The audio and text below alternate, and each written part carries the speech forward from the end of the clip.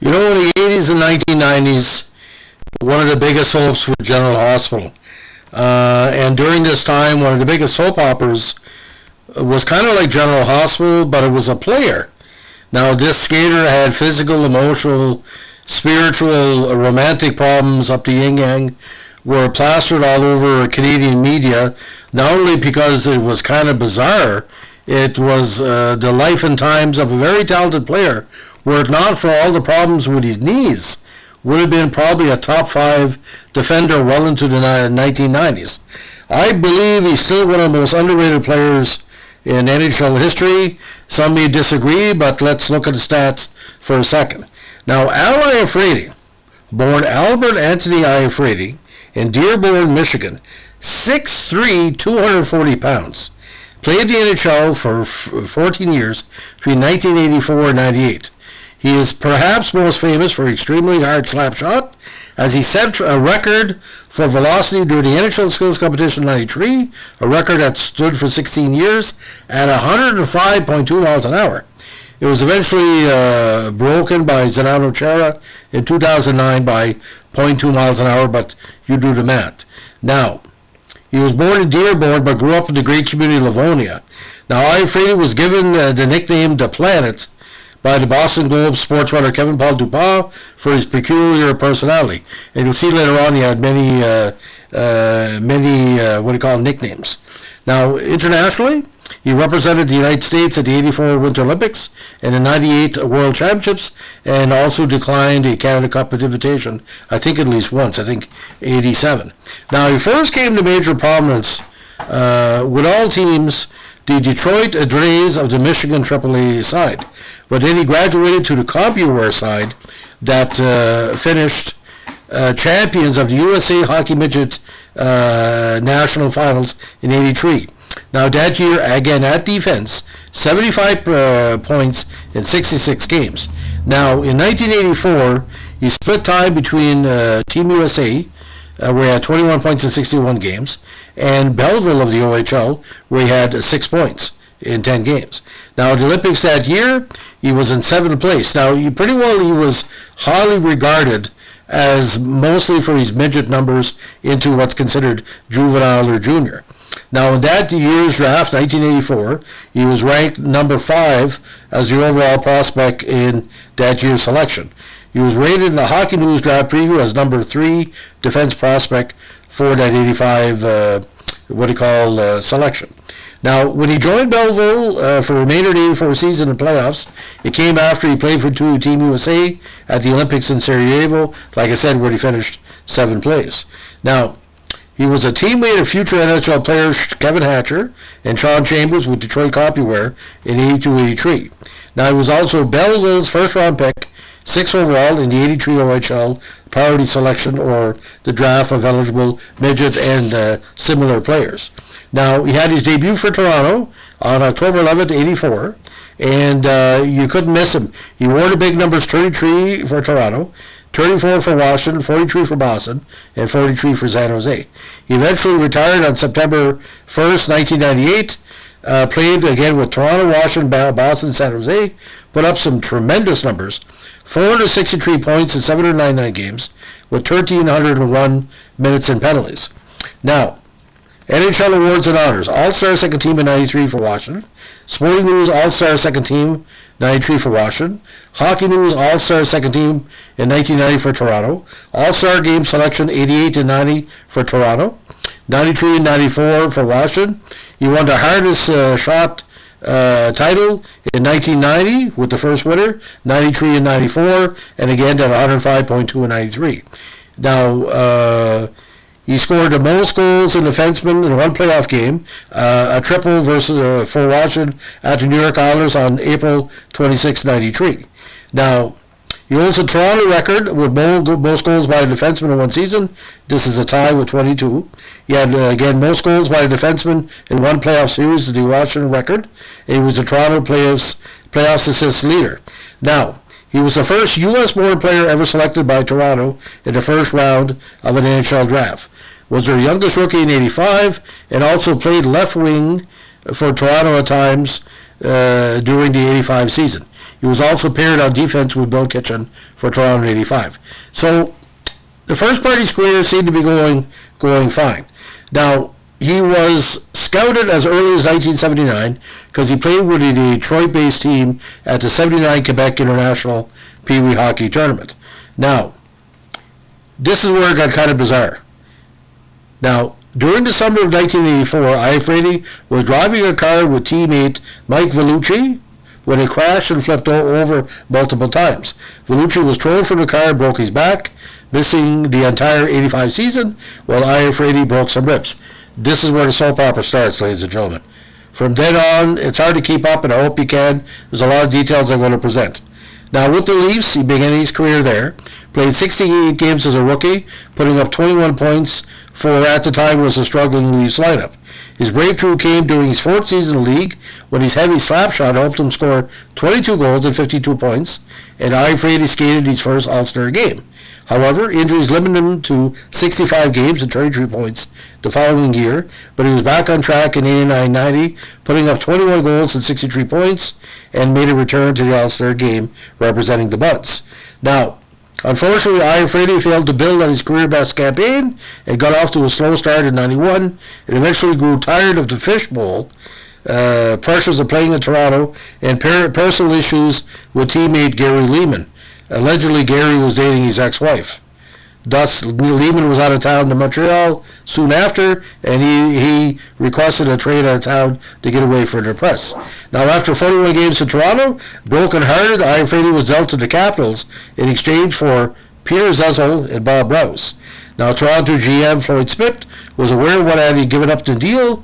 This year, he hasn't played like an all-star, and he'd be the first to admit that, but he certainly has the ability. Now, with Washington, he joined a very strong defensive team that had offensive style in Kevin Hatcher and Calle Johansson, and there he began to flourish. He had 17 goals in his first full season in Washington, then set career highs the next year with 25 goals and 66 points, and garnered league-wide attention in the All-Star game when he unleashed a 105.2 mile-per-hour slap shot in the skills competition. Now, at the trade deadline in '94, he was dealt to the Boston Bruins in a trade that landed, of all people, Joe Juno in Washington.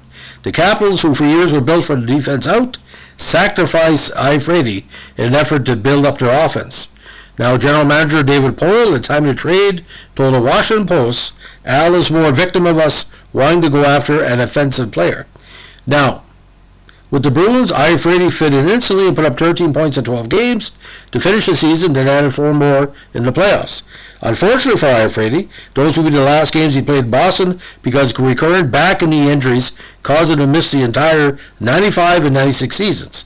Now, after 2 years on the sidelines and a lost court battle over his '96 salary, the Bruins decided to move on and dealt Iafrate to the Sharks in exchange for Shark captain Jeff Hodgers and a 5th-round draft pick. Now, for the Sharks, acquiring Iafrate and his terrible knees represented a roll of the dice with no guarantee he'd be able to return to play at the level he previously had. Sharks general manager Dean Lombardi acknowledged the risks. "We figured with this kind of player it was worth taking a chance." The gamble, unfortunately, didn't pay off, and Iafrate was severely limited by his litany of knee injuries and only managed 59 games for the Sharks over the next 2 seasons. Now, with the Hurricanes, Iafrate inked an incentive-laden deal in '99. The contract had a base salary of $300,000, but could be worth as much as $3 million should he be able to play at his previous level.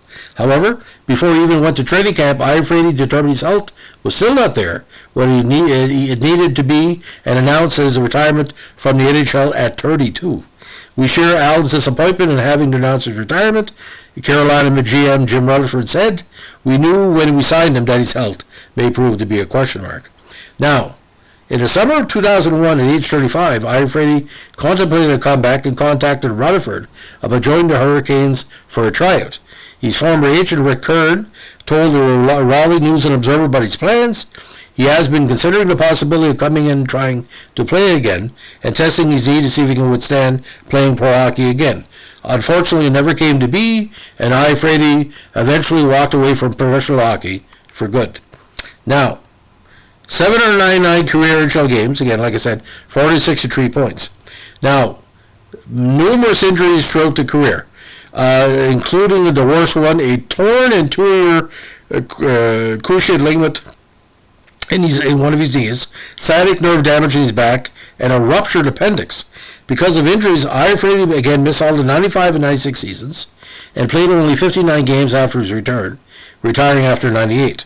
Now, Iafrate was also previously involved with the research and development with Warrior Hockey and is currently with Base Hockey LP as a pro analyst. He is also the lead consultant for shooting and hockey sticks for the Columbus Blue Jackets of the NHL. Now, selected to 4 All-Star teams. Second All-Star team 93, and again most playoff goals by a defenseman in 93. But you just look at the rough stats, ladies and gentlemen. Those years with Toronto, 21, 33, 30, 52, 33, 63, and 18 points. Again, if he would have stayed, probably he would have won a Stanley Cup. Now, the Olympic Games, 6 games in 1984, no points. And at the World Championships in 98, 14 years later, in his last season, ladies and gentlemen, 2 assists in 4 games. Technically, that was his last gasp at elite play. Now, brace yourself, ladies and gentlemen. Again, look at these injuries. Bruised knee, 84-85.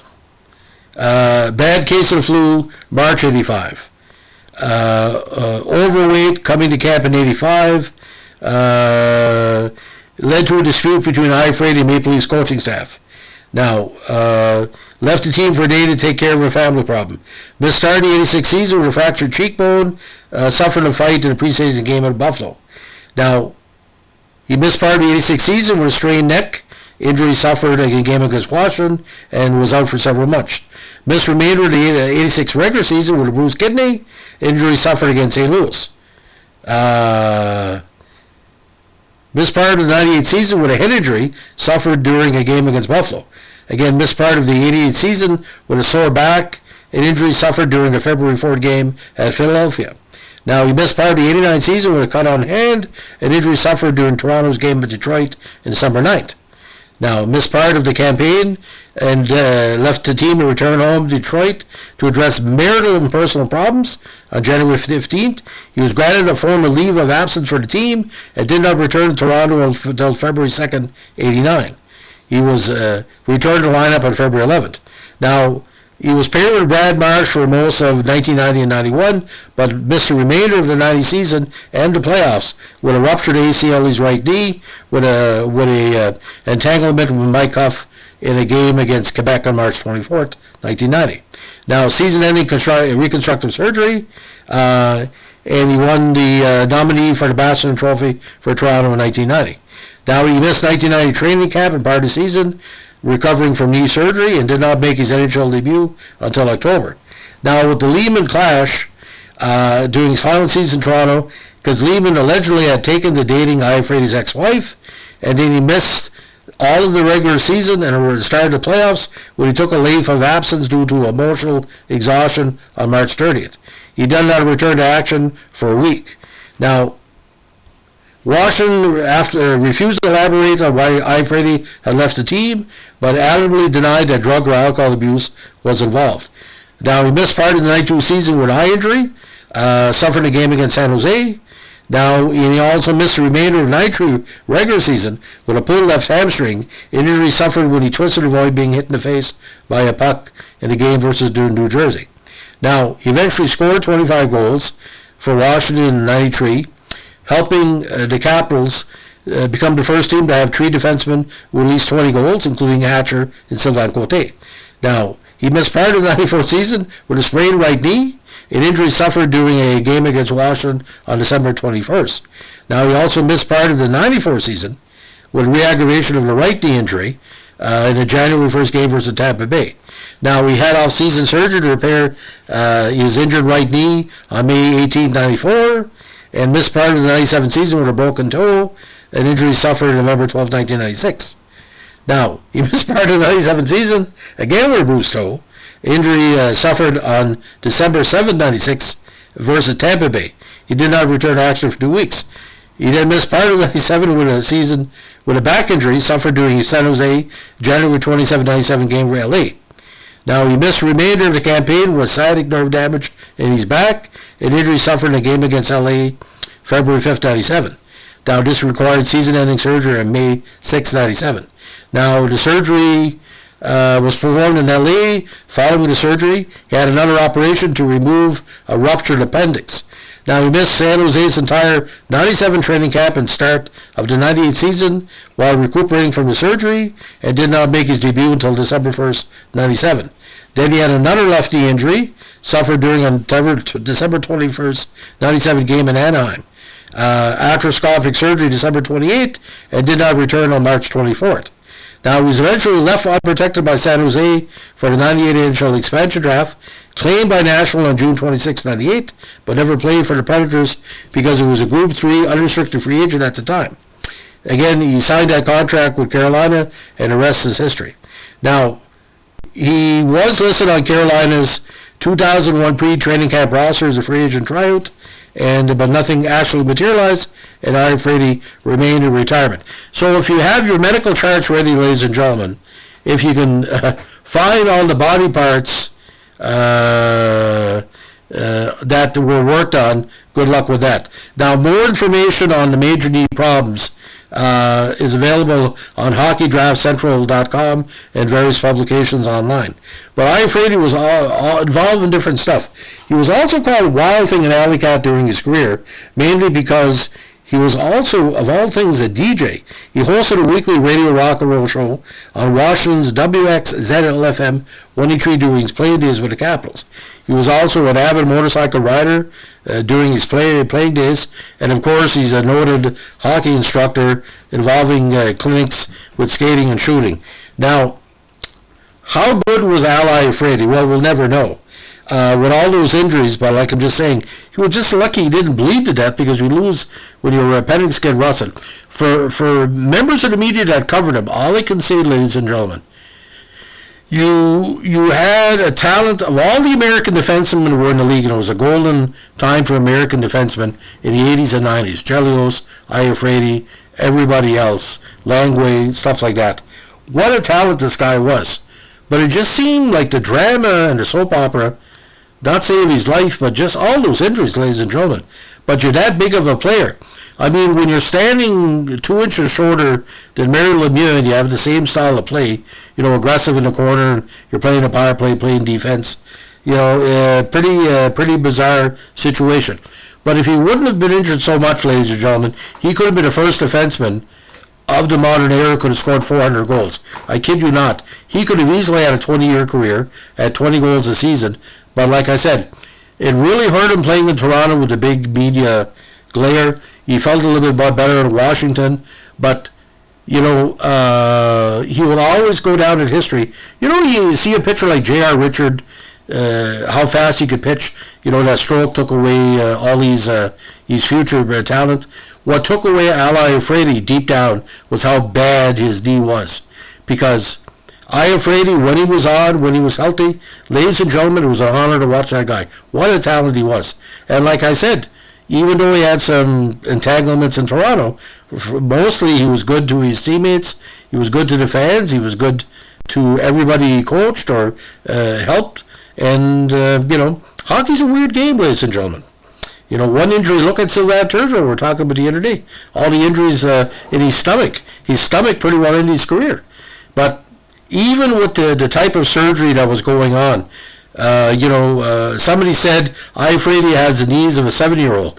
And I'm not an orthopedic surgeon or a knee surgeon, but that pretty well sums it up.